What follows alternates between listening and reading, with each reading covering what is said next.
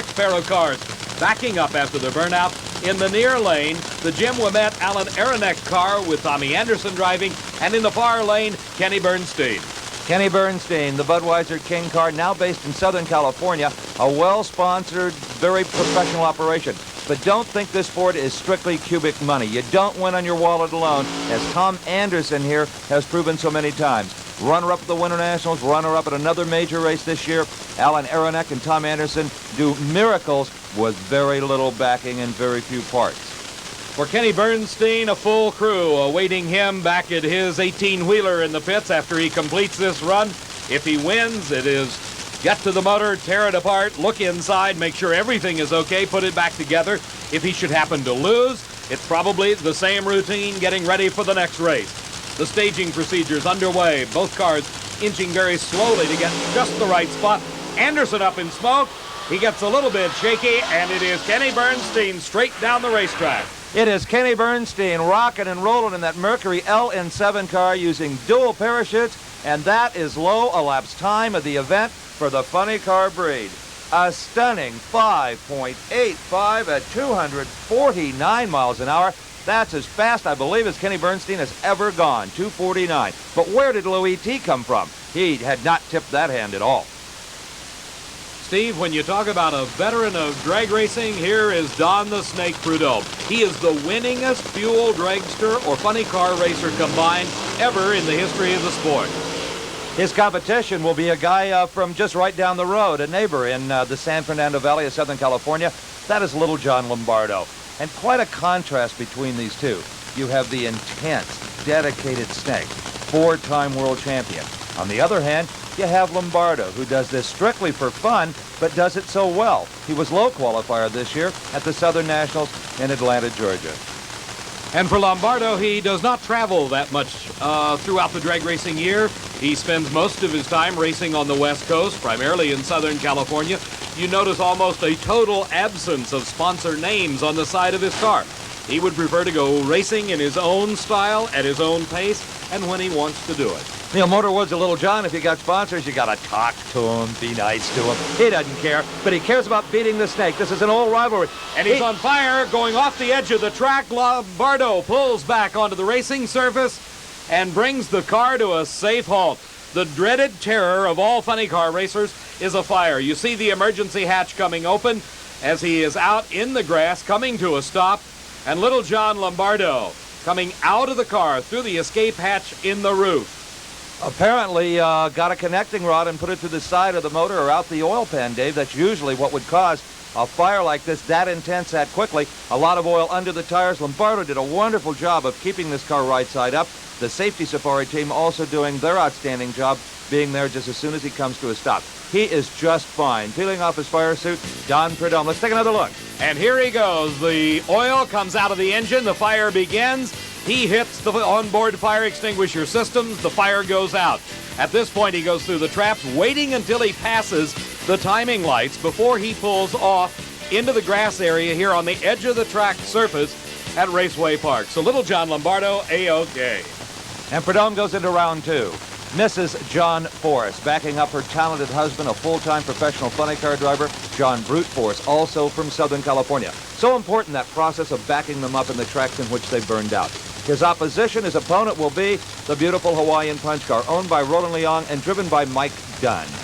Mike Dunn, the runner-up here a year ago to Don Prudhomme in the funny car final. But right now, it's the first round of competition. 16 of the best funny cars in the world assembled for the Summer Nationals. Mike Dunn, lucky to be here at all. He had an awful fire at the Spring Nationals, destroyed the car. This is the new Hawaiian, and it is a tremendous race until John Force simply out-muscles him on the far end at 601, 243 miles an hour to a losing 611. John Force has been runner-up at this event. That was 3 years ago, hoping to do at least that well today, and off to a good start. A tenth of a second difference between the two cars, and you can see what a tenth of a second is at the finish line. It's like 4 or 5 car lengths, and we literally deal in tenths, hundredths, and even thousandths of a second as dividing and separating the winning and losing entries. Here is Dale Pulde, the beautiful Miller Warrior, another car out of Southern California, a very popular base for the pros due to the all-weather situation. But one guy who doesn't base himself in Southern California will be the opponent for this beautiful orange car, the Super Brute from Fabergé, Al Segrini from Easton, Massachusetts. This is his home track, and his home fans are here. Segrini has tasted the winner's circle several times throughout his racing career, but he has got his work cut out for him as Dale Pulde and Mike Hamby in the Miller High Life Warrior field one of the strongest funny cars in existence. For years, they ran an engine no bigger than 426 cubic inches, said they needed no more than that. It would run almost 250 miles an hour. Why build the big one? These are both 83 Trans Am bodied car and either candidate for best appearing car of any drag race. Two state-of-the-art, absolutely beautiful professional funny cars. It's a good even lead. Segrini pulls out in the early going. It is Segrini all the way. Al Segrini defeats Dale Pulde. 5:96 the elapsed time at 247 miles an hour. A 6:16 slowing for Dale Pulde as the Super Brute entry of Al Segrini now advances into round number 2 when there will only be 8 cars. In championship drag racing, it is a single elimination style of competition. First there are 16, then there are 8, then there are 4, and then there's 2. Well, here's a guy that has been number 1 3 times in his career. Raymond Beadle in the Blue Max, the one car that can get the crowd on their feet at any drag race in any part of the country. And talk about your David and Goliath stories. The red car is Paul Smith, who didn't even try to qualify until the final session last night because he figured he only had enough parts for one qualifying run. And amazingly enough, Smith has done it again. Pulled up a miracle and got into the field. Steve, one of the great problems of being a budget racer in this style of competition is, like in the first round for Paul Smith, he has to run the famed Schlitz Blue Max, and that's double tough because Beadle's got parts to burn. It doesn't matter to him if he should burn a few pistons. He can go back and replace them. For Paul Smith, he's got to win and also save the parts. The amazing Raymond Beadle. Not only does he compete in the funny car rank, he has a NASCAR car, a sprint car.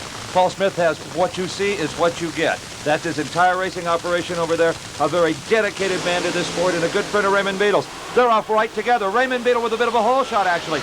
They are nose to nose. It is Raymond Beadle in the Blue Max. And that hole shot paid off, Steve. Listen to the times. A 6:10 for Paul Smith. For Raymond Beadle, a 6:14. That means Smith actually ran the quarter-mile distance quicker, but Raymond Beadle, by virtue of leaving first, got there first at the finish line, even though he had a slower elapsed time. So Paul Smith had that miracle within his grasp. Beadle didn't outdollar him. He outdrove him in this particular situation. And here we go, the last race in round 1 of funny car competition. That is car owner Larry Kugel removing the electric starter from the blower. The engine now running on the car he calls the Sting. A new driver for this season, Ron Carenter, a native of this very area from New Jersey. And as you look underneath the upraised body of that fiberglass funny car, you see the tubular chassis, the motor sitting in front of the driver, the 2-speed transmission right under his feet. Ron Carenter has got a lot to think about just getting the car from start to finish. It's the problems that can occur that are also lurking in the back of his mind as he brings the Sting up into the water, then breaks the tires loose, and here comes the burnout. The tires heated to their maximum, and he will be backing up into his own tracks, he hopes, trying to find just the utmost of traction. And his competition will be officially the fastest funny car in the world, the national record holder at 254 miles an hour, Ken Veney out of Wadsworth, Ohio. Veney is really an innovator, an inventor, actually. He builds his own superchargers and manifolds, capable of molding his own body. And for a guy who's only in his second year of nitro funny car competition, he has done amazingly well. 2 beautiful automobiles. On the near side is Carenter. In the far side, the Manhattan supply car of Ken Veney, and they're off together. Ken Veney noted for the top speed out of that Corvette-bodied car, and it shows once again at over 245 miles an hour. Ken Veney takes the measure of Ron Carenter. The elapsed times, 5:91 for Ken Veney, a slowing 6:11 for Ron Carenter. Well, that wraps up the first round of competition in our fiberglass-bodied funny car